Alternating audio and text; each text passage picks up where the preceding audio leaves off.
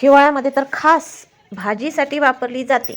भाजी मिळून येण्यासाठी व चवीसाठी आपण जी ग्रेव्ही किंवा एसर कसा केला दाखवणार आहे ते बऱ्याच मैत्रिणींना माहीतही असेल, पण हे माहीत नसेल की यात आणखी कोणते कोणते पदार्थ मी ॲड केलेले आहेत व किती प्रमाणात।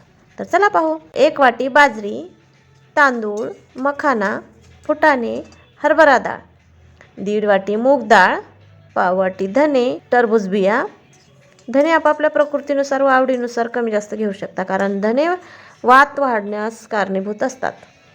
पाव वाटी तीळ व छोटं सूर्यफूल म्हणजे कराळ किंवा त्याला कारळ पण म्हणतात, आणि 10-12 काजू, 4 तेजपत्त्याची पानं। सर्व पदार्थ कढईमध्ये मंद आचेवर भाजून घेतले व नंतर एकत्र करून पुन्हा शेकून घेतले। थंड झाल्यावर मिक्सरमध्ये थोडीशी जाडसर पावडर केली आणि बरणीमध्ये भरून ठेवलं।